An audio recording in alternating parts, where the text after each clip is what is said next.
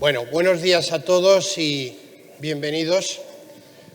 Muchas gracias por acompañarnos en este nuevo debate al que hemos titulado como La industria de la felicidad, que es el sucesor del antiguo título más dramático de Salvemos el turismo, que nació en aquellos momentos tremendos, terribles del 2020, cuando en un momento determinado, desde el punto de vista hotelero, y no solamente hotelero, pero tuvimos que cerrar todos los hoteles en todo el mundo, prácticamente en una semana, en 15 días.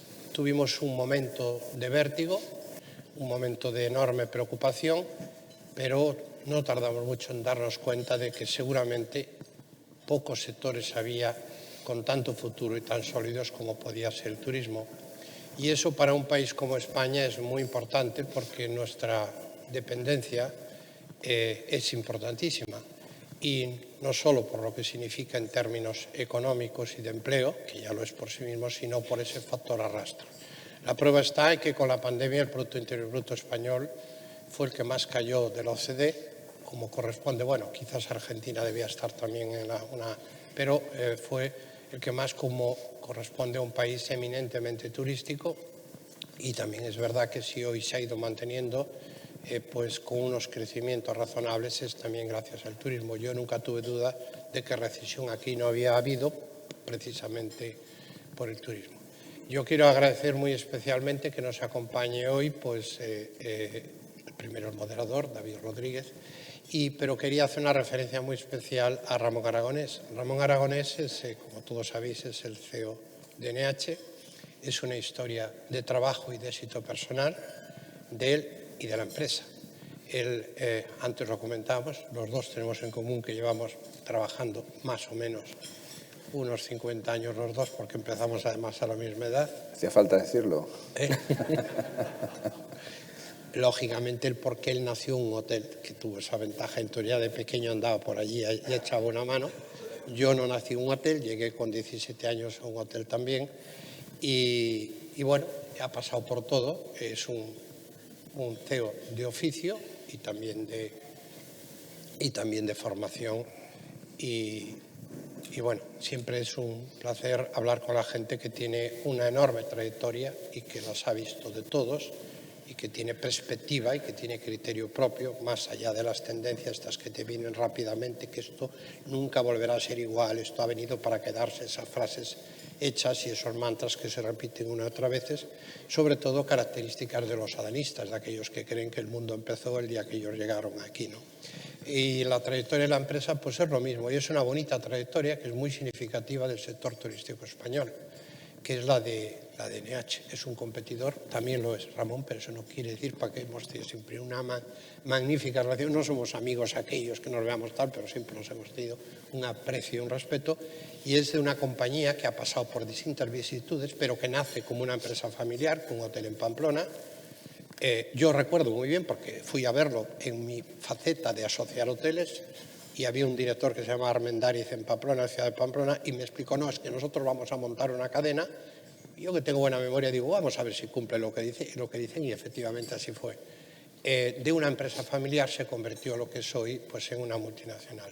Esto es muy significativo porque el gran drama, dicen los economistas que saben, que el gran drama de la economía española es que las empresas grandes son muy competitivas, pero la mortalidad de pequeña a mediana y de mediana a grande es enorme, entre otras cosas porque ya la sociedad, la percepción no es buena, que es decir, en cuanto te empieza a ir un poco bien empiezas a convertirte en un sospechoso, y a las pequeñas hay muchos incentivos, pero a veces la sensación es que los incentivos son para que sigan siendo pequeñas, ¿no?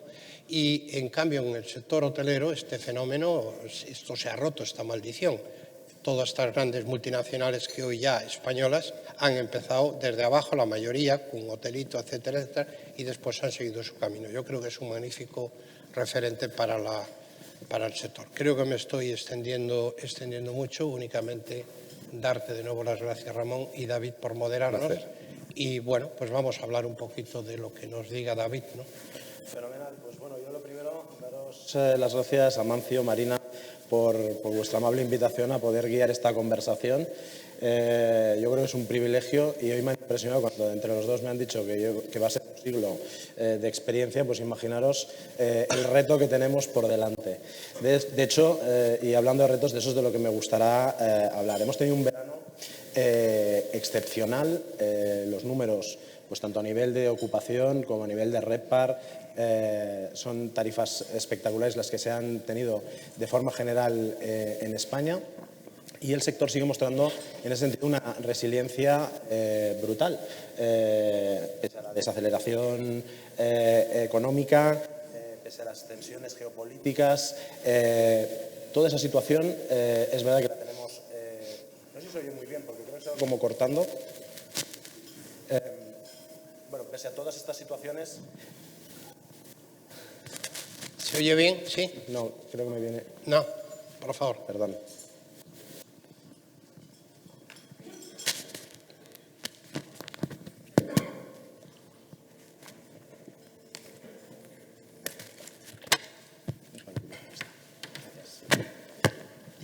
Bien, bueno, pues pese a todas estas situaciones, yo creo que lo que os comentaba, que la resiliencia que ha demostrado el sector es brutal.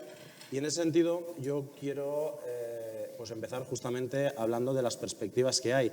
Hay un tema muy importante y no nos podemos olvidar, que es la importancia del turismo, y que toda esta economía tiene que ser consciente del impacto, del efecto arrastre que tiene el turismo sobre el resto de la economía, y ya nos digo a nivel de empleo, que creo que tenemos un apartadito luego para hablar justamente del empleo, y que teniendo también un efecto tan importante de arrastre, aún así tenemos dificultades. Entonces yo me gustaría enmarcar toda esta conversación de hoy en 4 retos.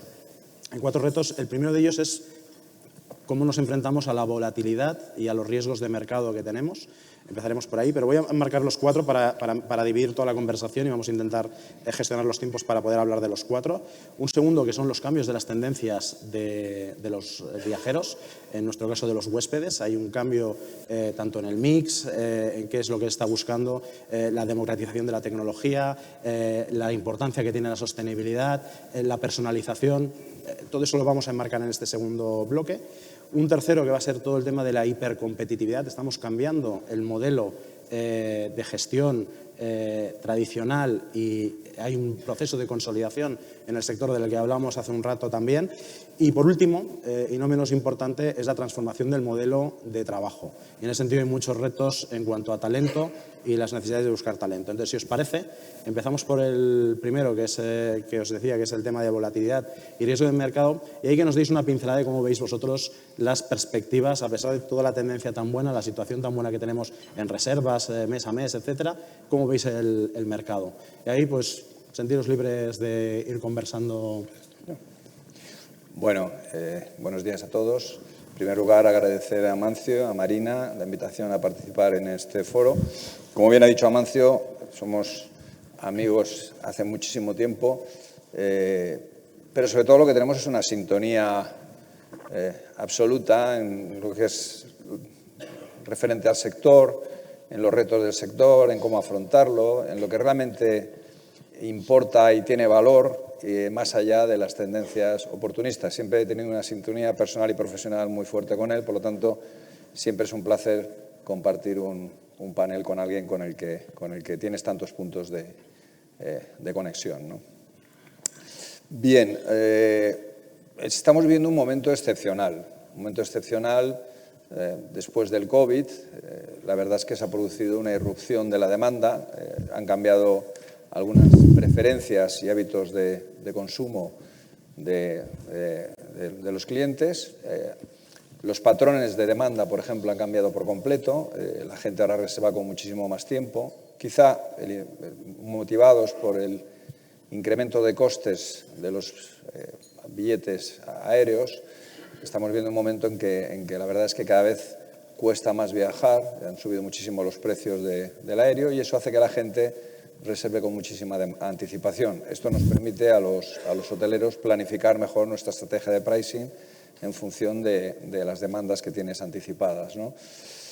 Creo, insisto, es un momento de cierta euforia en el sector en lo que respecta a la demanda, y yo creo que eso se va a mantener en 2024. No veo cambios sustanciales. Hace 48 horas la Unión Económica Europea ha lanzado unas previsiones con respecto a la economía en España en las que reducía el crecimiento al 1,7 y lo circunscribía precisamente a la caída que podría producirse en el turismo por parte de los emisores turísticos, es decir, por los países emisores hacia España, por los problemas económicos que en principio se vislumbra que pueda afectar a la economía europea en los próximos años.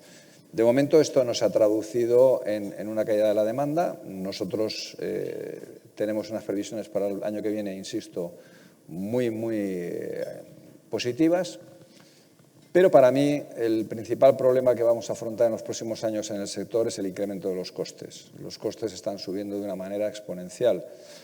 Ahora mismo no hay problema porque lo estamos absorbiendo porque este incremento de la demanda nos está permitiendo subir los precios de forma sustancial. A mí siempre me ha hecho mucha gracia porque uno de los mantras que se repite en el sector es hay que subir los precios, hay que subir los precios. Siempre estamos con lo mismo, ¿no? Y hay alguno que está todo el día con la misma canción, ¿no? Y yo siempre digo lo mismo, oye, los precios no los pongo yo, los pone el mercado.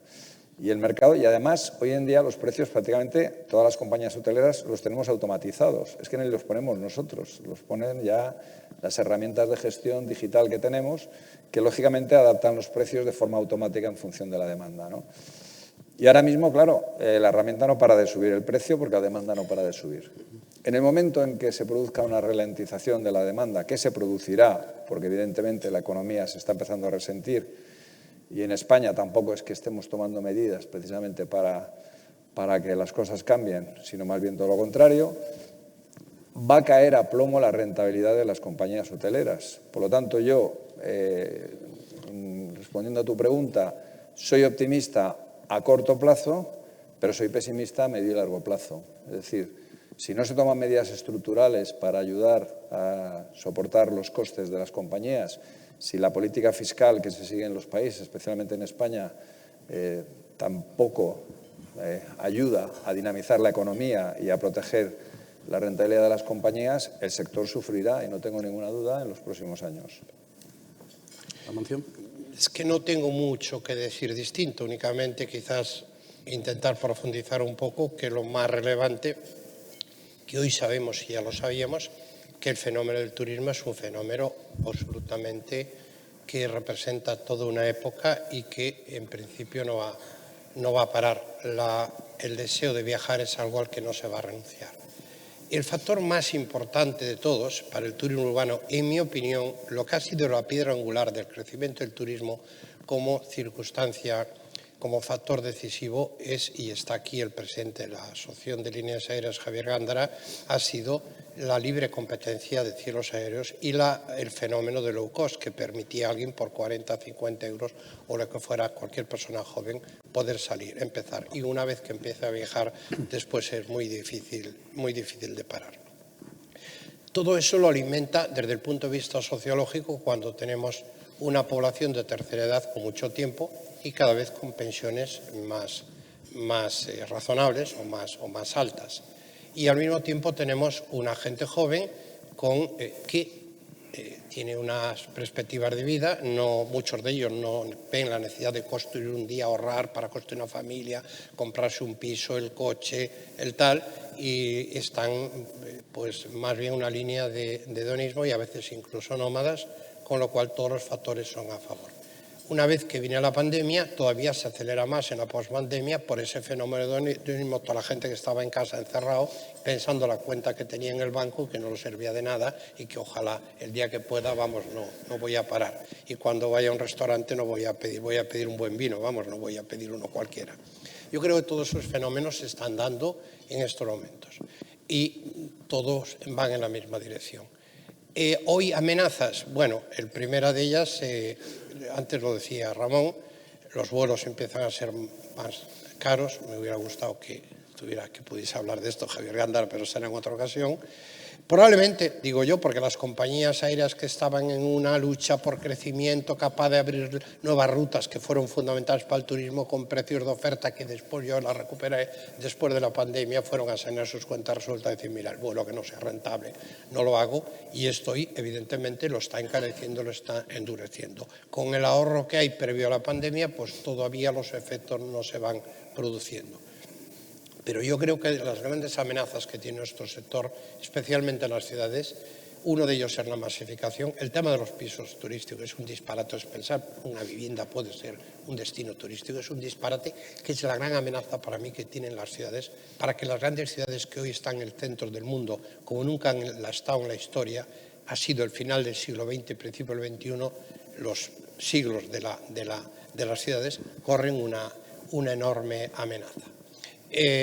Por masificación, al final el número de visitantes será fijo, será un finito, y querremos saber, deberíamos querer decidir si queremos que vayan a hoteles de 5 estrellas, de 4, en definitiva, a una economía que crea riqueza y crea empleo, que es lo fundamental, o simplemente otro modelo que es expulsar a la gente de la ciudad, porque cuando no haya ciudad, quiero decir, cuando no haya la identidad, el turismo perderá también el interés.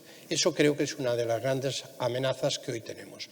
Y la otra que tenemos en España y que tenemos en Europa, y que creo que hay que decirlo, es que todo parece pensar que Europa se está desindustrializando porque no es competitiva. No voy a entrar más en profundidad, para eso están los economistas, pero es una realidad. No va a poder competir, industria está perdiendo, porque no todos los economistas hablan siempre, los expertos, de la macro y de las tendencias, los tipos de interés tal, pero no hablan de los factores de competitividad. ¿Cuáles son los factores que hacen que una empresa o un país sea competitivo o no? ¿Cuáles son esos determinantes? Y claro, en la industria no va a ir. El camino de las empresas de base tecnológica, unicornio, no parece que sea el ecosistema tampoco más adecuado, entre otras cosas por la hiperregulación y la inseguridad jurídica, entendiéndola como la ocurrencia del legislador de turno, del burócrata de turno, que entran en hiperactividad haciendo normas que a veces que limitan y sobre todo generan inseguridad a la hora de tomar decisiones a medio y largo plazo. Y para el turismo, en principio, parece un terreno abonado, pero podemos entrar en el mismo riesgo. Si empezamos a tener una fiscalidad absolutamente recaudatoria, compulsiva, si empezamos a tener factores de los costes laborales, no solamente lo que cobra un empleado, sino lo que conlleva a través de todo eso, podemos acabar perdiendo la competitividad. Yo creo que dentro de la economía y de nuestro sector hemos de hablar. En estos momentos el disparate de los costes es brutal por todos lados. Quiero decir, es algo que vamos compensando mientras se pueda y mientras el ahorro de los clientes lo permitan, pero a largo plazo es una de las grandes amenazas que tenemos. Y yo creo que estas son las dos grandes, pero en todo caso lo que sí tengo claro es que como sector, mientras la economía lo permita, no se cuestiona para nada. A veces, y esto va algún mensaje para que lo quiero oír, algún banco dice, hombre, es que el sector, digo, pues mira, si el de turismo tiene dudas, hay otros que seguramente lo tienen mucho más, ¿no? Ahí, al hilo un poco de lo que comentabas, Amancio, desde Deloitte hicimos un estudio sobre cuántos viajeros habrá en el mundo en el año 2040. No en el 2030, que estamos muy cerca de la Agenda 2040. Y lo que veíamos es 2.000 millones adicionales. De hecho, eran 2,2 billones de viajeros, debido a que está cambiando todo lo que es el mix. Hay un envejecimiento de la población a nivel mundial. Es decir, nos falta talento, y dices, parece paradójico, nos falta talento cuando hay una población mundial más grande, es cierto, pero también es más envejecida y no estamos hablando de la población activa. Eso por un lado. Y por otro, países que ahora mismo no están viajando y que la clase media, que es donde tenemos el gran grosso de los viajes, van a viajar mucho más. Claro, eso desde una perspectiva como un país como España, con un tema de saturación, como bien comentabas tú antes, tenemos que adaptar muchísimo la oferta si queremos atraer parte de todo eso y que sean pues, a unos precios y con unas experiencias. Entonces, ¿cómo estáis haciendo eso o cómo lo veis vosotros desde vuestras empresas, que son muy representativas de lo que puede hacerse para atraer ese nuevo turismo, un cambio en ese mix de países emergentes, países emisores, etcétera? Bueno, aquí hay una buena noticia. Ha mencionado Amancio el tema de los pisos turísticos. Yo he sido extremadamente beligerante con este asunto, más allá ya simplemente por un agravio comparativo, todo lo que nos exigen a nosotros. Yo si Amancio hoy quiere, no conozco suficientemente el hotel, pero si en el último piso quiere hacer 5 habitaciones más, va a tener 6 inspecciones. 6, ¿eh? Y tú ahora en tu casa tú tienes un apartamento y mañana le das de alta como apartamento turístico y nadie te va a revisar. Es decir, Sí. ¿ahora? ¿Se me oye?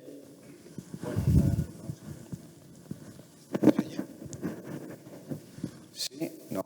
¿Se oye? Ahora sí, ahora sí, ahora sí. Bueno, No, Se va yendo, sí. muy bien, gracias. Entonces quito este porque si no se va a acoplar. Sí. ¿Ahora? Las cosas también me pasan a mí, Amancio, no sufras. Ahora, sí. Y ahora me pasan sobre todo en mi casa, ¿no? Bueno, decía que el tema de los pisos turísticos. Bien, pero ¿por qué esta batalla de los hoteleros contra los pisos turísticos, que siempre se malinterpreta? A mí los pisos turísticos no me quitan un solo cliente. No estamos en el mismo segmento. A mí los pisos turísticos lo que hacen es que me arruinan la experiencia de mis clientes. Tú decías que cómo podemos apostar por un turismo de calidad. Bien, el turismo de calidad y la masificación no maridan bien. O sea, el cliente que busca experiencias, el cliente hoy en día no compra una habitación de hotel, compra una experiencia. La ciudad forma parte de la experiencia, el entorno forma parte de la experiencia. Si un cliente va a la Rambla de Cataluña, a alguno de nuestros hoteles, un hotel de Amancio, y sale a la calle y es que no puede ni moverse, o vas a Madrid a la Puerta del Sol y no puedes ni cruzarla, bueno, luego nos extrañamos de que hoteles que están en los aledaños de la Puerta del Sol no estén consiguiendo los objetivos económicos que tenían. Esto es producto de la masificación, de la gentrificación, que es una palabra que no me gusta nada, ¿no? Aquí sí que tiene que haber una voluntad política de resolverlo. Y Nueva York ha dado un paso adelante muy significativo. Nueva York ha regulado los pisos turísticos. Como consecuencia de esta regulación, el 90% de los pisos turísticos han pasado al mercado de vivienda permanente. De una sola tacada han solucionado el tema de la masificación en Nueva York y el tema de la falta de vivienda en Nueva York. Como consecuencia, el precio del alquiler en Nueva York ha bajado y la popularidad del alcalde ha subido 10 puntos. Que este es el punto de interés. 20 ciudades americanas están estudiando el modelo. Y en España ya hay 2 ciudades que también están estudiando el modelo, porque esto de que suba la popularidad del alcalde tiene un efecto inmediato, ¿no? Y el otro día se lo decía yo al magnífico alcalde que tenemos en Madrid, José Luis Almeida, y también lo están estudiando. Entonces, yo creo que la solución va a venir precisamente por esto, porque de repente a alguien le da por ponerse a trabajar, a alguien le da por ponerse a legislar en la dirección adecuada. Es decir, es que es tan fácil ayudar al sector con medidas como esta, y nosotros no nos oponemos a que haya pisos turísticos, pero en edificios completos. O sea, un edificio dedicado a esto, perfecto, y a competir al mercado, con medidas contra incendios, con medidas higiénico-sanitarias, con ascensores que están definidos para un número de personas, no como lo de las viviendas normales, y perfecto, y al mercado. Y esto son las típicas decisiones que pueden ayudar a posicionar a España como un destino turístico de calidad. Porque al final lo que nos interesa es eso, la calidad, no la cantidad. A mí cuando se habla de los millones de turistas, mire, es que no me interesa nada. Y además todo el que cruza la frontera es un turista. Es que esto no es verdad. O sea, necesitamos información cualitativa que nos permita gestionar adecuadamente. Por lo tanto, la apuesta tiene que ser por un turismo de calidad. España, además, Madrid, por ejemplo, es una ciudad que tiene la mayor concentración de museos simplemente en el Paseo del Prado de Europa, y hay que explotar este tipo de valores, hay que explotar la gastronomía, la restauración, el arte y dejarnos un poquito del sol y playa. Bueno, es que el sol y playa, además, para determinados países emisores que sean nuevos para nosotros, porque ahora no tienen una significatividad y demás, claramente no es el sol y playa, va a ser otro tipo de oferta en la que creo que estamos preparados, pero en la que creo que también hay que hacer un esfuerzo importante por seguir manteniendo o incrementando en determinadas ciudades. Sí, destinos. España como destino. Yo dividiría 3 áreas. Una es el tradicional del sol y playa, que creo que se necesita una reconstrucción. Es una pena que no se haya utilizado los PERTES para transformarlo, porque a veces tengo la sensación de que se han utilizado para transformar aquello que todavía no existe, lo cual es muy complicado. Y esa es una asignatura pendiente para reducir la oferta, ir a una oferta de calidad, aprovechando que España, con toda la inseguridad que hay a nivel mundial, es uno de los destinos hoy, Europa Occidental y en este ángulo del suroeste, de los más seguros, con la sanidad también de una forma muy importante y que parece que debería ir orientado a un turismo de más calidad, cambiando hoteles de 3 estrellas, macrohoteles a veces, o grandes hoteles por otros más pequeños, etcétera. Y, lógicamente, pero transformando también el destino, por eso los fondos públicos son muy importantes para buscar esa identidad donde la gente viene y se divierte. Yo creo que ese es un aspecto. El segundo es de las ciudades, no solamente grandes, ya que lo están, sino medianas, que es toda la recuperación del patrimonio histórico-cultural. No puede haber castillos cerrados en ruinas, no puede haber monasterios importantes también cerrados. Yo creo que todo ese patrimonio nos lo tenemos que recuperar, porque hay patrimonio que tiene 1000 años y nos tiene que durar otros 1000 más, y esa es la singularidad que van a buscar. Pero creo que es también no olvidemos, y esto lo repito siempre, que el turismo salvó a las ciudades de la absoluta decadencia en la época postindustrial. O sea, las ciudades estaban en absoluta decadencia, con todos los edificios abandonados, y gracias al turismo recuperaron. Yo creo que ese fenómeno se puede dar también en las zonas más rurales, más naturales, etc. Esto es el producto como destino. El producto de hotelero, lógicamente, tiene que buscar la experiencia, la singularidad, la especialidad en algunos casos, pero siempre la diferenciación. Tenemos que ir a otro tipo de producto y hemos de buscar un tipo de producto después orientado a un tipo de cliente, a una segmentación bien hecha, que todas las herramientas tecnológicas nos ayudarán a casar producto con cliente para hacer nuestras acciones dirigidas a aquellos segmentos que pueden ser ya de interés. Esto desde el punto de vista de producto. Y en cuanto a mercados, evidentemente un mercado más universal, probablemente con un mayor crecimiento del mercado americano y norteamericano, también latinoamericano, aunque evidentemente la economía en el cono sur de América está en un momento de enormes incertidumbres, pero después no olvidemos que Asia se ha parado, pero en cualquier momento volverá, con lo cual es destino, producto, comercialización y sobre todo el ir casando. Yo tengo un producto y a mí no me interesan todos mis clientes, me interesa buscar una segmentación, pero siempre por el elemento de la diferenciación, que es lo que nos da oportunidades. En un sector también extremadamente competitivo, porque aquí uno se mete es un sector de economía prácticamente perfecta, quiere decir, están todos los ofertantes, están todos los demandantes, y el elemento diferenciador creo que va a ser claro. Me viene muy bien lo que comentas, Amancio, porque justamente la siguiente pregunta iba relacionada con el tema de producto. Estamos ante un momento en el que también, pues con los tipos de interés al alza, el incremento de los costes que comentábamos, en cuanto a inversión en activos, en renovación y demás, yo creo que hay un tema importante. Hemos hecho toda una senda de modificaciones y de mejorar el producto, pero aún así tenemos mucho margen. De hecho, teníamos un dato que se considera que la planta hotelera sana estaba en 5,5 años y lo tenemos en 9,5 años de media, el estudio que hicimos también hace unos meses. Entonces, claro, ahí cómo veis si vamos a seguir o no invirtiendo en renovación de activos desde vuestras compañías y desde el sector.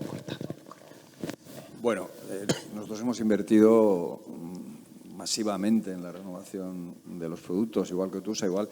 Vamos, lo primero que hay que decir, en España hay muchas cosas que tenemos que mejorar, pero la calidad de la planta hotelera española no tiene parangón en Europa. O sea, yo invito a la gente a que... Nosotros acabamos de coger 3 hoteles en París, que estamos encantados. Vamos, tenemos que renovarlos de arriba a abajo. Es que yo me negaba a dormir en los hoteles, como mensaje al equipo. Es que no, me habían preparado una habitación, entré y dije, yo aquí no duermo. Y si yo aquí no duermo, aquí no duerme ningún cliente de la compañía. Es decir, hay que renovarla de arriba a abajo. Es que no había por dónde cogerlo. Y uno de los hoteles tiene un 95% de ocupación, que es pasmoso. Yo me pregunto, ¿pero cómo puede dormir la gente aquí? Bueno, pues son hoteles que están funcionando. Son hoteles que en España probablemente los cerrarían. No soportarían una inspección. Y ahí están funcionando como si tal cosa. Tranquilos que los vamos a renovar, ¿eh? Ya está renovando. A partir de enero podéis empezar a visitarlos. Entonces, el parque hotelero español yo creo que ha hecho un esfuerzo enorme, No me preguntes por las ayudas, porque ya sabes la respuesta, cero, absoluto. Es decir, todo esto se hace a pulmón, todo esto lo hemos hecho los empresarios, pues, que creemos en el sector, que apostamos por el sector, que reinvertimos los beneficios que nos dejan reinvertir. Sí, cuando hay una política fiscal coherente, que también depende de la comunidad autónoma de turno, en fin, la falta de armonización que hay en la legislación en el sector, todas estas cosas que no ayudan en absoluto, ¿no? Bueno, hemos pasado por el COVID, que ha sido un momento tremendo y que ha cuestionado la supervivencia del sector en España. Hemos conseguido salir, nos hemos endeudado y aquí seguimos, ¿verdad, Mancio? Esperando el PERTE del sector, que es como el monstruo del lago Ness, ¿no? Que todo el día hablando de él, pero nadie lo ha visto y me temo que no lo vamos a ver, ¿no? Por lo tanto, somos un sector que nos hemos acostumbrado a, como se dice vulgarmente, a buscarnos la vida. Ahí seguimos peleando con una resiliencia increíble y yo creo en un sector del que el país tendría que estar bastante más orgulloso de lo que está, ¿no? No se nos presta la atención que creo que se merece una industria que genera entre el 12 y el 13% del PIB y en algunas comunidades incluso más. Incluso más. Y bueno, ¿qué le vamos a hacer? O sea, yo me siento, nosotros tenemos hoteles en toda Europa y además con una presencia muy importante, tenemos casi 60 hoteles en Italia, 60 en Holanda, etcétera, etcétera. Donde menos caso se nos hace es aquí, que tenemos más de 100 hoteles, ¿no? Y esto es una cosa, hombre, que te produce cierta tristeza, pero desde el punto de vista que, como español, pues dices, hombre, debería apostarse por la industria, debería escuchársenos más, debería prestarse atención, oye, ¿qué necesitáis? Bueno, la verdad es que es una orfandad que hemos sentido siempre. Pero no lo achaco al gobierno actual, es que el turismo jamás ha estado en la agenda política de este país, nunca se le ha dado la importancia que se merece. Por lo tanto, yo no espero nada, siempre digo lo mismo, que me dejen un poquito en paz. Y luego, pues hombre, que copiemos lo bueno que pasa en otros países. Tampoco hace falta inventar nada, ni ser imaginativos, ni ser hipercreativos, pero ahora hay un best practice. Bueno, hemos visto lo que ha pasado en Nueva York, que ha beneficiado a la ciudadanía. Se ha tomado una medida que ha puesto en el mercado, que ha solucionado de repente la escasez de vivienda de alquiler en una ciudad como Nueva York. En Madrid hay una escasez de vivienda de alquiler, en Barcelona hay una escasez, los precios suben de forma disparatada. Bueno, se pueden tomar medidas en política sin ser especialmente creativos que ayuden a que el sector se consolide. Un apunte quisiera hacer. Yo creo que la masificación es una de las grandes amenazas y la estandarización o la homogeneización o la banalidad o los mantras universales es otra de las grandes amenazas. Quiere decir que se acabe convirtiendo en un parque temático, y lo explico, que Madrid, Barcelona o París o Londres o tal tengan las mismas tiendas, los mismos restaurantes, las mismas franquicias, todos oímos los mismos discursos, los mismos mantras, esas palabras que yo nunca utilizo, no utilizo nunca, pero que es lo habitual, se repiten una y otra vez en cada discurso de forma continuada. Yo creo que lo importante es para el turismo mantener la singularidad, la identidad, lo distinto, lo propio, lo auténtico. Y eso tiene que hacerse en las ciudades cada vez que desaparecen tiendas, desaparecen restaurantes que llevan más de 100 y pico años, una sastrería, pues están creándose un problema para el turismo. Pero al mismo tiempo, yo creo que los hoteles, en la línea de su singularidad, deben ir intentando ser un escaparate de la propia ciudad y buscar un elemento diferenciador vinculado a la historia, vinculado a la cultura, vinculado al patrimonio. Bueno, nosotros tenemos dos ejemplos nada más, dos pequeños hoteles, uno en Lisboa, que es un museo, porque desde 1755, que fue el terremoto de Lisboa, el tsunami de Lisboa, quedó destruido y después de ahí, hasta el Neolítico, se encontraron en un palacio todo tipo de restos que forman parte de un pequeño museo de la época, en fin. Y bueno, pues en Toledo hemos abierto otro pequeño hotel que tiene 1000 años de historia, desde antes de la conquista de Alfonso VI, desde la época musulmana, pues hasta ahora. Yo creo que el buscar estos elementos, o sea, donde el cliente crea le lleve a otra época, tenga un relato, buscar esa singularidad y huir incluso de ese diseño universal, global, de la moda, de la tendencia, de lo efímero, de lo pasajero, de lo irrelevante, de lo banal, ¿no? Yo creo que todos debemos ir en esa dirección para mantenerlo auténtico más allá de las modas, porque es que lo demás lo va a encontrar. Lo que no puede ser es que vayas a un hotel o vayas a una ciudad y tú te levantes y no sepas dónde estás, porque todo es exactamente igual. Yo creo que esto es muy importante, porque si no es así, el turismo buscará. Y en contrapartida, seguramente tendrán enormes oportunidades, aunque habrá problemas de movilidad, las zonas, las pequeñas ciudades y las zonas incluso más rurales, pero evidentemente ahí habría problemas de comunicación y de movilidad. Otra ventaja que tenemos como sector es las magníficas infraestructuras que tenemos, que hemos hecho hace muchos años ya, porque ahora no se están haciendo al mismo ritmo, que puede ser aeropuertos, trenes de alta velocidad, las conexiones, y que algunas conexiones no se entienden porque no está hecho Chamartín.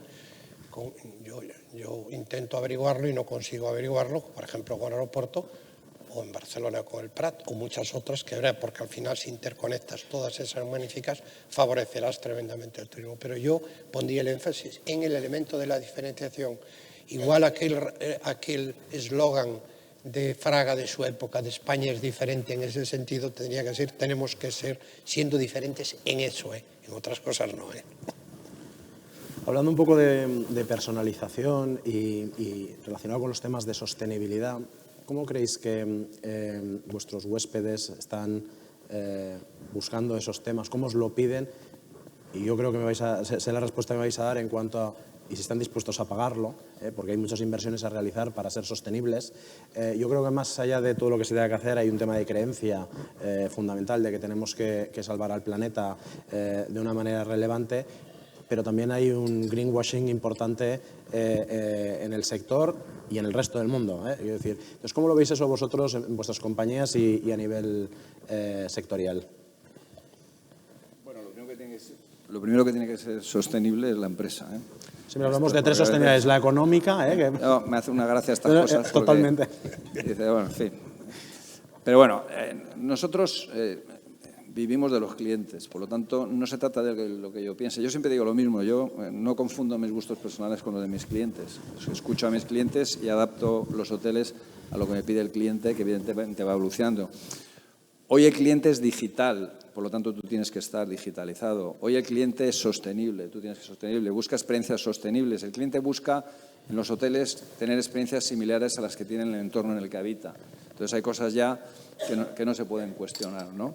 Dicho esto, hombre, hay que ponerlo en contexto, lo que realmente aporta valor y lo que es marketing.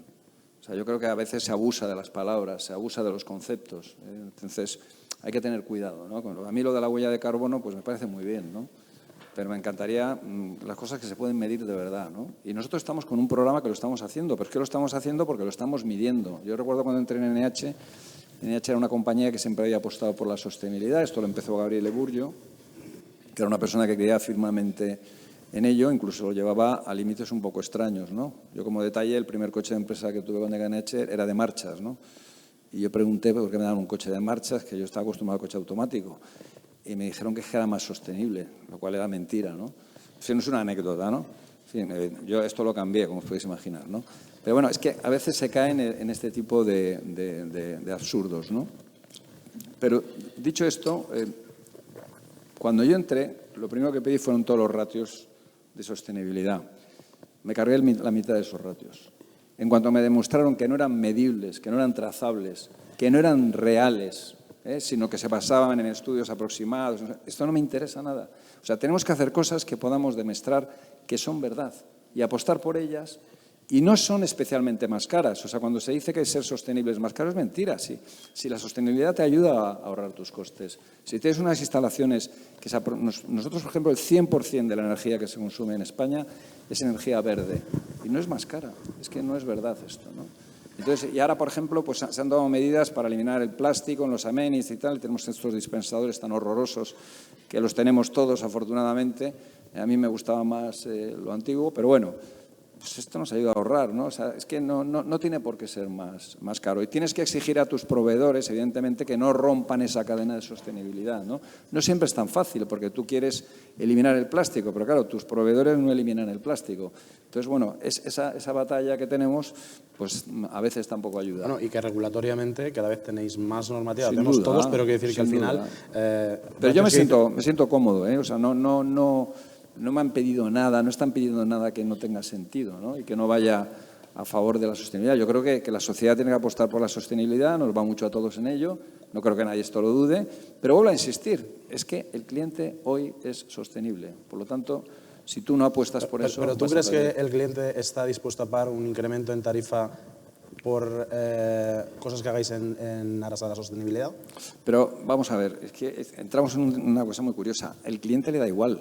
Claro, no es su problema, es el tuyo. Es como cuando te suben, en fin, no es que vuelva a lo mismo, pero cuando ponen las bonitas tasas turísticas, ¿no? Que dicen, esto es una tasa turística que paga el cliente. No es verdad, la pago yo.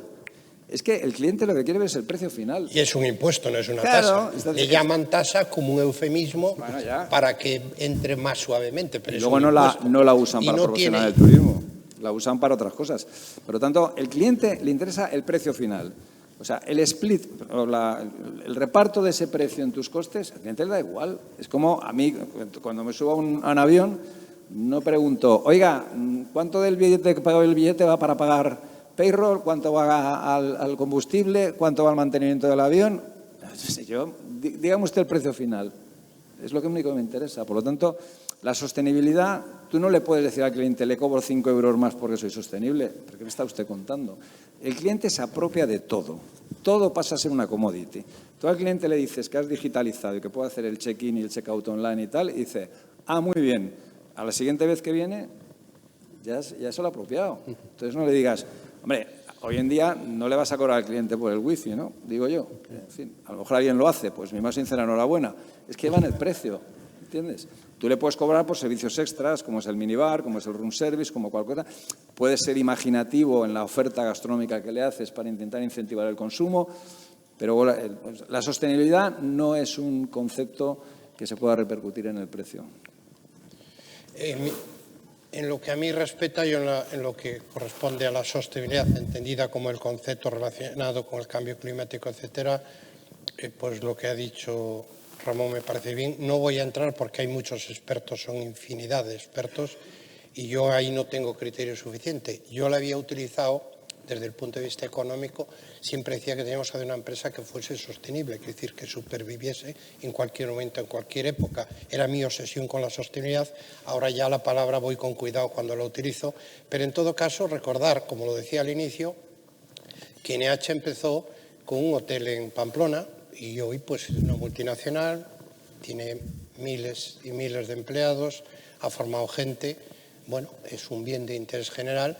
Y yo llegué a ser el único empleado de la empresa donde estoy, el único, llegué a ser un periodo muy cortito, después éramos 2, después 3, después 4, y hemos formado muchísima gente, hay mucha gente, la mayoría de nuestros directivos han empezado incluso de becarios, y entonces, aparte la sostenibilidad es primero económica, porque todo lo demás, incluso a nivel global, sin ser un experto, porque soy un absoluto ignorante, pero los problemas medioambientales se resolverán con recursos económicos y con tecnología, pero no con pancartas, no, ni con mantras de palabras que se repiten hasta que te hacen doler los oídos tampoco. Quiero decir, al final no es una cuestión de ir repitiendo siempre lo mismo a ver si tal.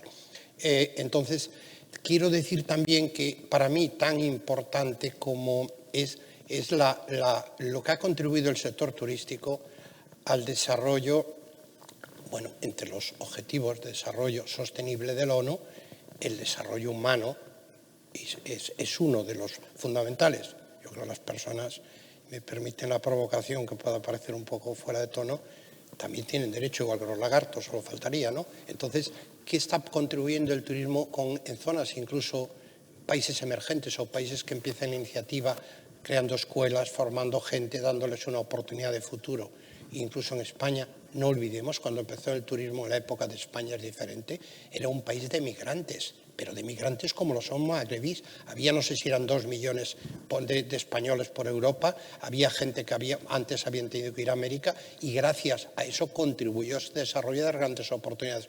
Lo digo para ponerlo en el auténtico contexto, y creo que nuestro sector, y sobre todo con la creación de empleo que tiene y la posibilidad de llegar a zonas incluso poco pobladas a veces, pues creo que tiene una enorme oportunidad de contribuir, pero de luego en la sostenibilidad.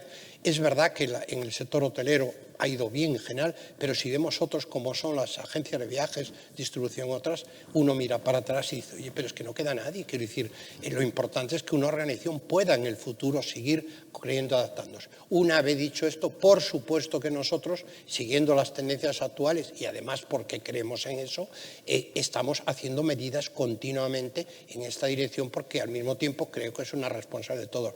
Lo que me parece a veces es banalizar los temas, pero vamos totalmente de acuerdo y adaptándonos, y evidentemente nos iremos adaptando a la realidad y, si es posible, ir un poco por delante.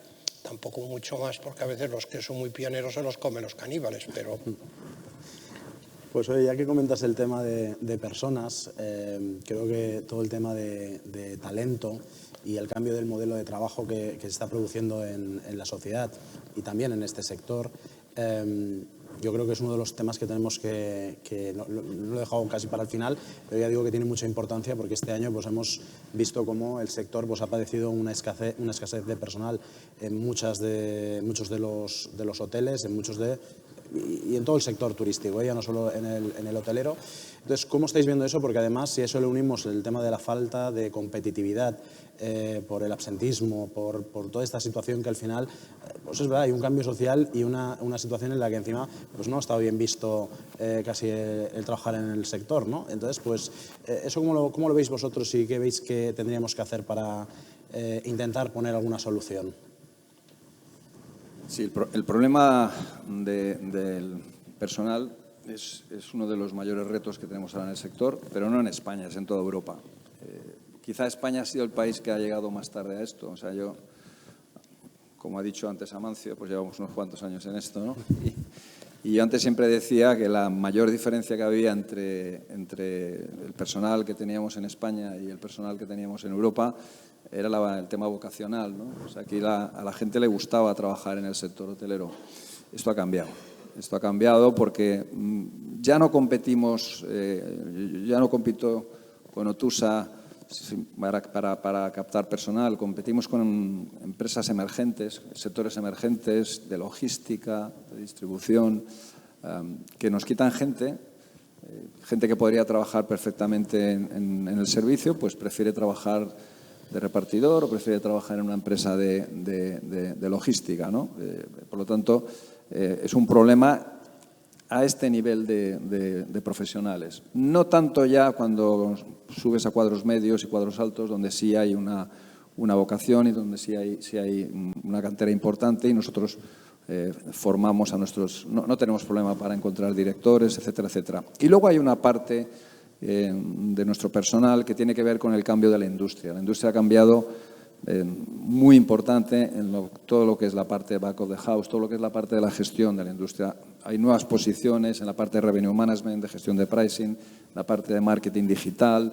Todo esto ha cambiado de una forma sustancial y ahí sí hay un interés muy importante por trabajar en la industria. Toda la parte predictiva del negocio, que es algo que a mí me apasiona, todas las herramientas que te ofrece ahora la industria para anticiparte a los cambios de evolución, a las tendencias de mercado. Ahí sí hay un nicho de mercado de personal que está muy interesado en trabajar con nosotros. Pero lo que es la base del negocio, los camareros, camareras de pisos, ahí tenemos un problema tremendo. Claro, y además son los que no pueden teletrabajar ni se les puede ofrecer... Pero sí no, que es verdad que medidas de flexibilidad... Pues claro, bueno, las damos todas y el Gobierno nos ayuda. Por ejemplo, ahora a las 37 horas y media, pues esto es una ayuda que no sé muy bien cómo definir. Amancio seguro que encuentra las palabras adecuadas, porque vamos, es que es tremendo. Es que no me quiero calentar, pero yo...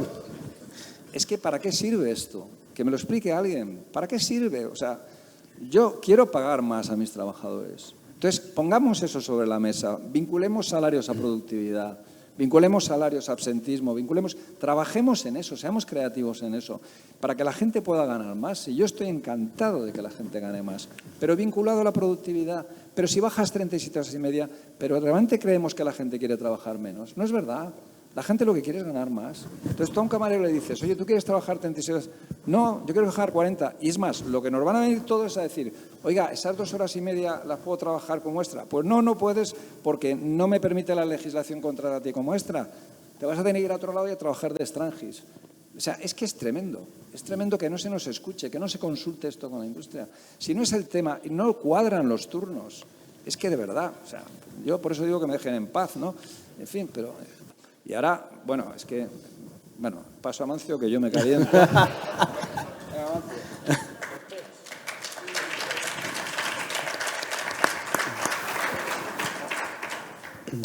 Yo oí una vez a hacerse una pregunta, ¿por qué la persona que no trabaja, el de la renta básica, tiene que cobrar menos que el que trabaja? Porque eso también es desigualdad, ¿no? ¿Cuál es mi opinión o la visión que tengo? La visión en el buen sentido de la palabra, no, porque decía Helmut Schmidt que el que tiene visiones, se refiere a la política, tiene que ir al oculista. Vamos, yo creo que la empresa, como nosotros la entendemos, y más la empresa obviamente familiar, está basada fundamentalmente en valores. Primero, las empresas son personas, no son recursos. Las personas no son recursos, las personas son la esencia. Los recursos son los financieros, los tecnológicos, todo lo demás. Una persona no puede ser un recurso ni un mercado. Fíjate, Amancio, que yo ya no he hablado de recursos humanos, sino de talento. Es que el talento, iba a buscarlo ahora en Google. Y un talento puede ser un camarero o puede ser como lo oigo todos los días, a todas horas, me tiene a mí fascinado. Porque me gustaría saber qué es exactamente. Pero bueno, voy a ver si aclaro por lo menos cuál es la forma que yo lo veo. Está basada en los valores. Y los valores son, pues, la ética, que puede ser la responsabilidad, que es individual, hombre, la lealtad, la laboriosidad, la integridad. Eso no es un tema de compliance, eso o lo tienes o no lo tienes. Eso se aprende en la familia y el que no lo aprende en la familia después a lo mejor ya. Pero una vez dicho esto, esos son, y después hay uno de colectivo, de grupo, que es el compromiso. Compromiso con un proyecto, compromiso con los compañeros, compromiso con tal. Algo que yo me comprometo a participar en esto y voy a estar hasta el final. En el momento en que la ideología sustituye a los valores...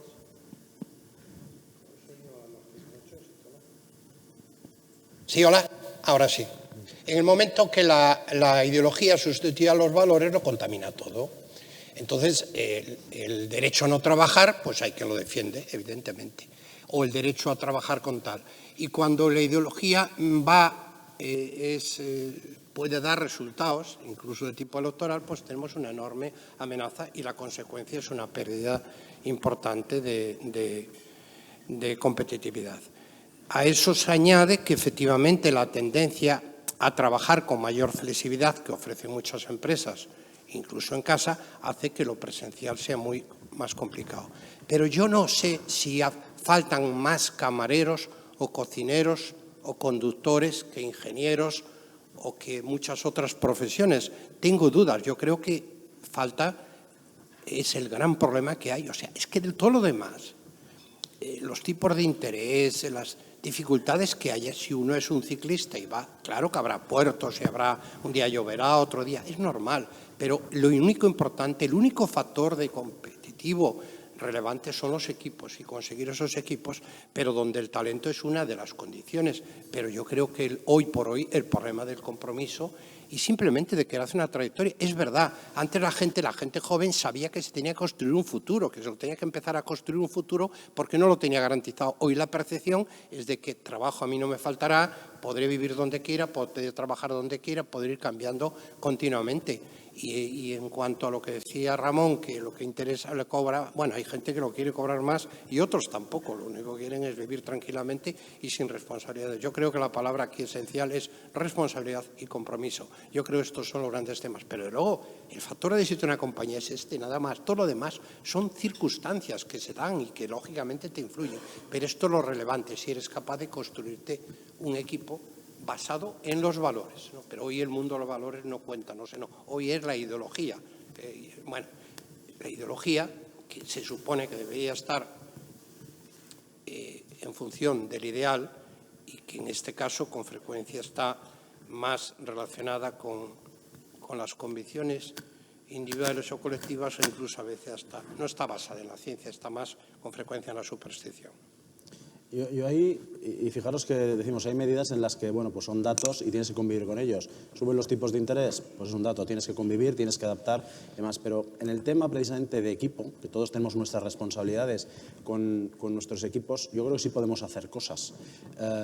Yo no sé qué es lo que hacéis en vuestras compañías, pues por ejemplo en relación a la formación. Tú has apuntado antes, Ramón, algo a la formación, a la motivación, a cómo puedes crear ese engagement, porque hay destinos incluso donde, bueno, el traspaso de un hotel a otro por céntimos, hay países en los que sabéis perfectamente que la gente se mueve porque no hay un engagement con la marca y simplemente es un tema de retribución, ¿no? Entonces, ¿qué es lo que hacéis o qué creéis que debemos hacer para precisamente intentar crear esas medidas pues, de atracción y de retención para vuestros hoteles y para el sector?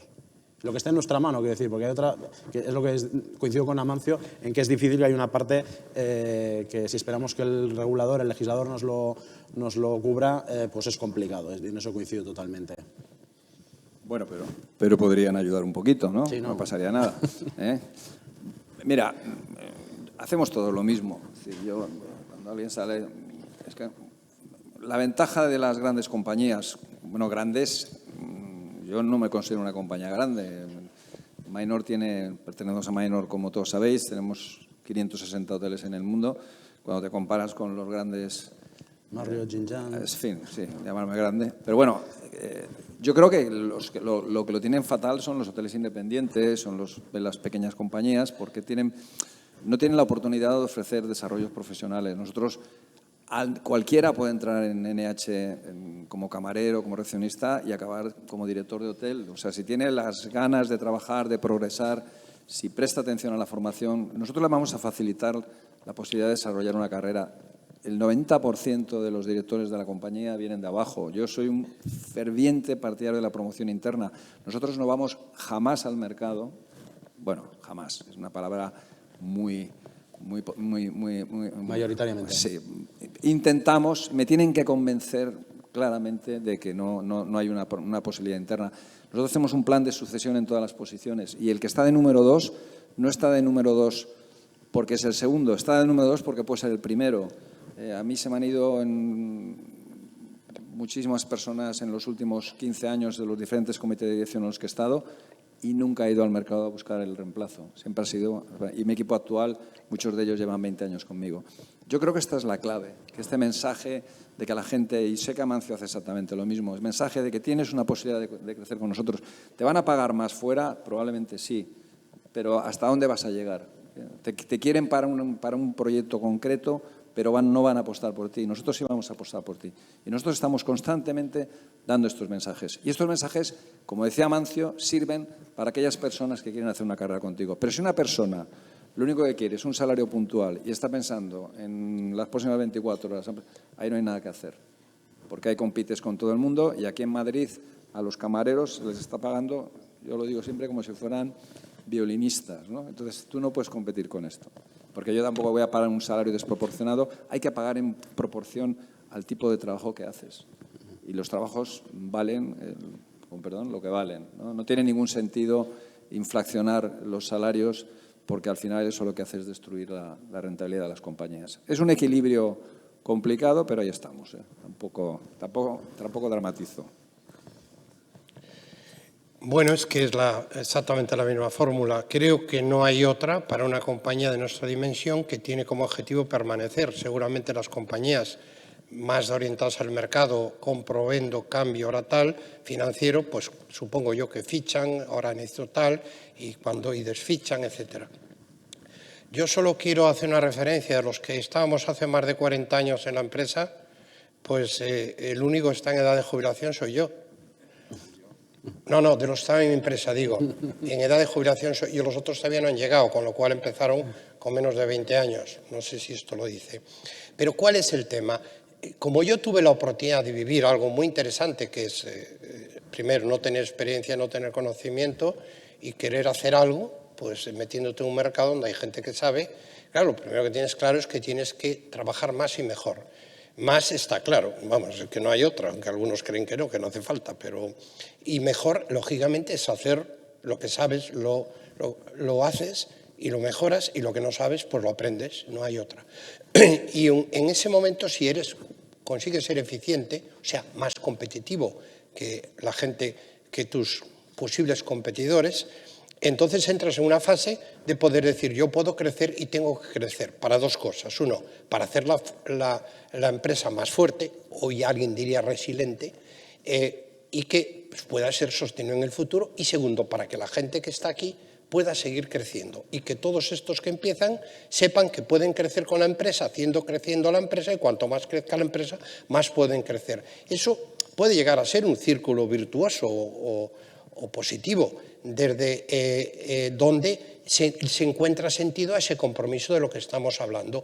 Y además, dejando dentro unas reglas generales de la empresa y líneas rojas que tienen que estar muy marcadas y muy definidas, dejando una impronta para cada uno, para que cada uno construya un poco esa parte de acuerdo con su personalidad y con su tal. No estoy hablando de teletrabajo, ni hablar, vamos, ni nada de eso, no, sino dejar su impronta. Las cosas no necesariamente tienen que hacerse todos burocráticamente de la misma tal, para que cada uno tenga su espacio y pueda al mismo tiempo enriquecer y tener la sensación de que está aportando y que está dejando y que va dejando una herencia también.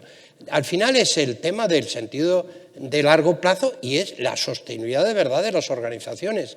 Y este es el eje central. Es que no hay otra, quiero decir, es que no hay otra porque no es suficiente, es que el modelo de ficho tal, es que al final no te puede dar ventajas contigo, porque es imprescindible tener una cultura propia, aquello en lo que crees de verdad y eres capaz de hacer un enorme esfuerzo. En la vida del trabajo cada día uno tiene enormes dificultades que podrían fácilmente llevar a la frustración, a la decepción y hasta a la depresión. ¿Por qué no sucede eso? Bueno, primero porque tienes una actitud personal de ilusión y de transformar, y por otro lado tienes un ancla que es esa vinculación, ese compromiso, esa obligación de que hay que luchar, hay que seguir adelante. Sin esos valores, pues todo lo demás ya serán mantras, pero es que no resuelven nada. Pero este es el eje de las empresas. La empresa es esto. Lo demás son coyunturas, circunstancias que se dan y que tienes que ir superando, tienes que ir muy cuidado. Pero claro, en cambio, cuando hablamos, bueno, después está un tema que no hemos entrado, que son los factores de competitividad, cómo nos lo facilitan, o sea, nos lo están favoreciendo o nos lo están complicando. ¿Y dónde va a ir?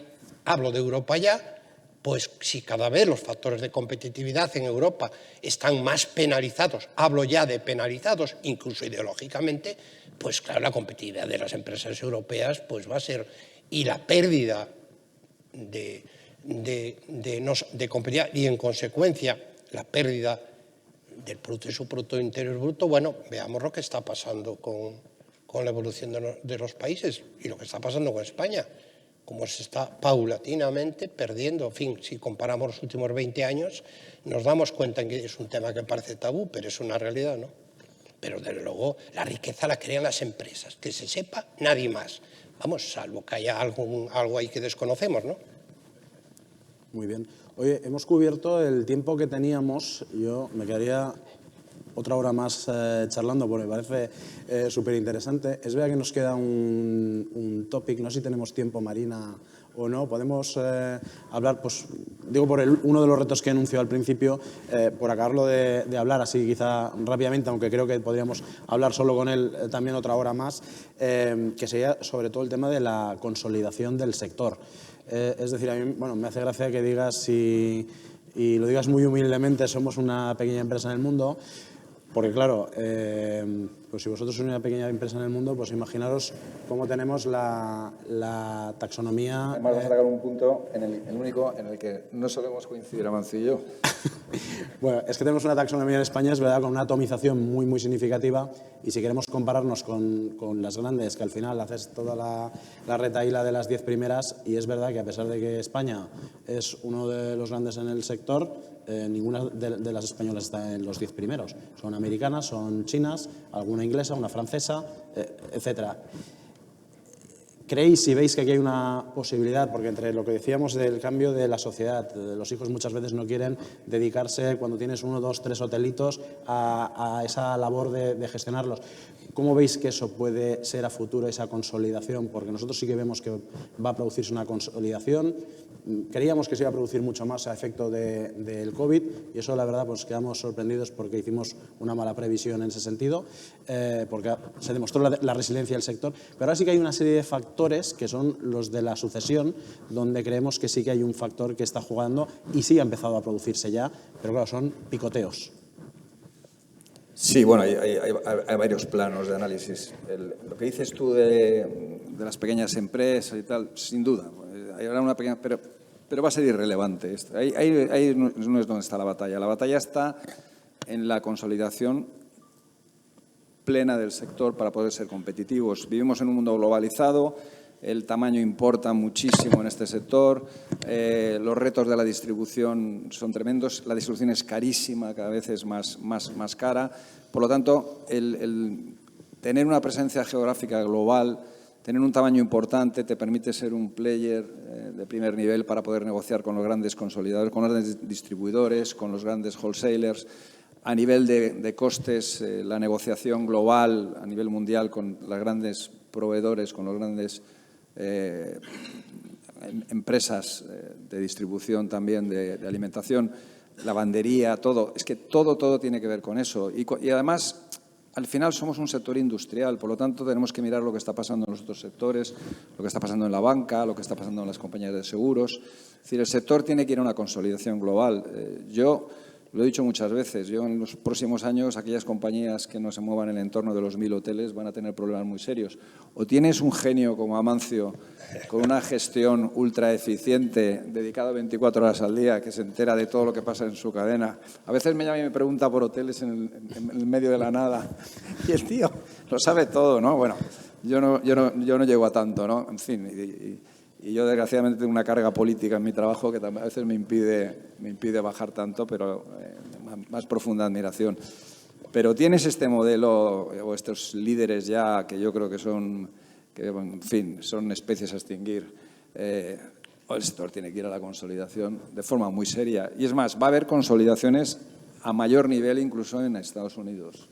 En Estados Unidos yo estoy convencido que va a haber una fusión entre dos grandes compañías, que llegará más pronto que tarde. Y en el momento que se produzca, esto tendrá un efecto pendular en todo lo que es la distribución en el mundo. Cuando una compañía coja una cuota de mercado muy importante en Estados Unidos, va a influir en los modelos de distribución que no tienen ningún sentido. No tiene ningún sentido que las compañías hoteleras no tengamos distribución directa a niveles como tienen las grandes compañías aéreas. Las grandes compañías aéreas, y aquí hay algún representante, en su momento pagaban unas comisiones excepcionales por los vuelos internacionales. De un día para otro decidieron dejar de hacerlo y no pasó absolutamente nada. Y hoy venden prácticamente el 99% de sus billetes de forma directa, ¿no? Bien, yo no digo que esto vaya a pasar en el sector, pero que el sector tiene que ir hacia eso. O sea, yo no sé por qué tiene que haber alguien entre vosotros y nosotros. No sé por qué compráis directamente en Amazon, no sé por qué compráis directamente un billete aéreo y por qué necesitáis ir a un consolidador para adquirir lo que yo os ofrezco. Esto ni os interesa a vosotros ni a mí, porque ese dinero que dejamos en medio me impide a mí mejorar el servicio, os impide a vosotros disfrutar de una mejor calidad. Esto tiene que llegar y esto llegará a través de la consolidación hotelera. Por lo tanto, creo que es un camino imposible de parar y asistiremos en los próximos años a fenómenos muy importantes que cambiarán el negocio tal y como lo entendemos hoy. Muy bien. Bien, yo en este análisis de Ramón no estoy absolutamente en desacuerdo. Quiero decir, como tendencia general, que un día pasará cuando pase y que a nivel internacional de grandes compañías pues seguramente es más fácil que pasa. Lo que sí yo defiendo, y además entre otras cosas porque nuestra actividad inicial es de prestar servicios a hoteles independientes para permitirles competir en mejores condiciones con las cadenas hoteleras, y como Keitel, esto es nuestro negocio, la palabra negocio no me gusta, nuestra empresa inicial, y que la mantenemos, tenemos actualmente 3.000 hoteles asociados, y mi discurso siempre ha sido que las cadenas tienen ventajas, evidentemente, pero a diferencia de la industria, estas ventajas no son determinantes, quiero decir, determinantes para que tengas que desaparecer del mercado, sino tú puedes, utilizando herramientas existentes o como organizaciones como la nuestra, poder competir. Que la gran tendencia, sobre todo, en algo que ha dicho y tiene razón, que es en la distribución, ahí sí que va a estar un elemento, porque en el tema de costes, no son determinantes. Es verdad, puedes tener los costes un 5, un 8, tal, pero eso no va a decir. Yo también creo mucho en el modelo yo que digo a la pequeña y a la grande, que crezcan. Hombre, pues crece. De hecho, NH empezó con un hotel, nosotros empezamos con nada, pero si miras alrededor, Riu, Barceló, como han empezado todos, quiero decir, están ahí. Es verdad que a partir de cierta dimensión, pues, y la consolidación, claro que llegará cuando llegue, pero hablando de España, la pregunta es, ¿nacen más cadenas o mueren? Quiero decir, ¿hay más fusiones o hay más nuevas? De momento están creciendo. ¿Cuándo se va a producir? Bueno, pues cuando el sector tenga un momento de madurez, claro, cuando haya dificultades. Efectivamente, el pelotón va en la carrera, van todos juntos en el llano, y cuando llega el puerto y el puerto empieza a mirar para arriba, se empieza a estirar, y ahí se hace efectivamente la selección. Claro que va a pasar, pero eso no quede, pero yo creo, vamos, no tengo ninguna duda que los hoteles independientes podrán en ese entorno, y que la guerra seguramente va a estar más entre las grandes, que tiene un componente de poder ser competitivos y tiene un componente también de expansión empresarial y de, vamos a decirlo así, de estrategia empresarial, de copar un mercado, de intentar tener pues un mayor control, etcétera. Pero que, bueno, ahora lo que sí comparto es en el tema de la distribución, no tanto de esos intermediarios que hay, que si los hay hoy es porque los hoteleros directamente no somos capaces de captar el cliente, porque si lo fuéramos no existirían. Ellos no son unos intrusos, ellos son, en estos momentos, están ahí porque son necesarios, pero que efectivamente estos papeles en el futuro cambiarán conforme alcancen una mayor división. Incluso hay algunos movimientos de como compañías importantes ceden toda su comercialización, toda su distribución a otras, ¿no? Bueno, pues sin duda en el mundo donde se mueve Ramón, pues seguramente habrá muchas movidas, y nosotros mientras tanto, un pico y una pala, pues iremos haciendo caminos. Así que yo no es que esté en absoluto en desacuerdo, digo que esa gran concentración no se va a producir ni aquí ni ahora, ya llegará cuando le toque llegar, pero pero sobre todo llegará cuando el sector no tenga capacidad de crecer porque se haya complicado, y posiblemente llegará por un exceso de oferta. Uno de los grandes riesgos, aparte de los pisos turísticos ahora, es un fenómeno absolutamente nuevo. Yo digo muchas veces que cuando empezó el turismo aquí, como decía Javier Gómez Navarro, el exministro, ningún rico creyó en el turismo, nadie invirtió, los bancos no lo financiaron, se iban haciendo los hoteles con con los intermediarios, con el dinero que los turoperadores, por el turismo lo trajeron los turoperadores, no los hoteleros. Los hoteleros se hicieron con frecuencia los hoteles en las costas con el dinero que adelantaban los turoperadores, el turismo lo trajeron los turoperadores, por lo tanto ahora tampoco nos pueden sobrar. Y ese turismo que vino a través, ningún banco financió eso. Fue años más tarde, pero ahora de pronto aparece como un sector inmobiliario y refugio, y hay convulsamente todo tipo de vehículos, fórmulas, fondos, etcétera, están invirtiendo en el sector, llegan de todos los lados, se van creando, y esto va a generar también una hiperoferta seguramente muy compulsa, que puede ser el principio de la pérdida de rentabilidad y a lo mejor posiblemente de las concentraciones. Probablemente esta pueda acabar siendo la causa, porque efectivamente lo del morir de éxito es algo muy habitual en todos los sectores y el nuestro probablemente no sea una excepción. Yo creo que esta es una de las amenazas, y la otra es toda esta locura de la oferta de las viviendas turísticas, que es lo que efectivamente, como bien decía Ramón antes, a mí no me quitan clientes, pero a mí lo que me echan es a los clientes de la calle, porque al final viene mi cliente de tal, y dice, oye, yo voy a venir a un sitio donde no se puede ni andar, donde a veces están con la despedida de soltero, que están allí gritando, que están tal, y dice, mira, yo aquí no me siento cómodo, ¿no? Yo añadiría una última cosa en relación con lo que tú has dicho. Tú has dicho que vosotros en vuestros análisis, en vuestras proyecciones, prevíais que después del COVID se produciera una concentración en el sector. No ha pasado por el boom que estamos viviendo y por la tremenda demanda que estamos teniendo todas las compañías, lo cual hace que esté entrando caja. Pero la cuestión es, ¿quién está bajando deuda? Entonces, si lo que están haciendo muchas compañías es sobrevivir, la próxima crisis se las va a llevar por delante. Es decir, hay una falsa percepción en la sociedad con respecto a la industria hotelera. Nos creemos que está todo el mundo inflándose a ganar dinero, que no, que están pagando la deuda. El COVID machacó al sector. Totalmente. O sea, el nivel de endeudamiento que tiene el sector, de 2 años prácticamente sin ingresos y en muchos casos por modelos de negocio pagando rentas, etcétera, etcétera, ha dejado tocadísimo al sector. Y ahora lo único que estamos haciendo es aprovecharnos de un excelente momento. Pero si combinas lo que he mencionado antes, el incremento de costes, las tasas de interés y la deuda que tiene el sector, como venga una crisis, ahí la concentración será imparable, porque no habrá otra solución. Que no tiene que por ser una concentración orgánica, lo ha dicho Amancio, hay modelos, los hoteles independientes pueden buscar cobijo en compañías como Tusa, que da un servicio maravilloso a los hoteles independientes, y las pequeñas cadenas pueden agruparse con grandes cadenas a nivel comercial, a nivel franquicia, pero hay que buscar la concentración del sector, porque si no, no seremos competitivos. No podremos competir con las grandes cadenas internacionales.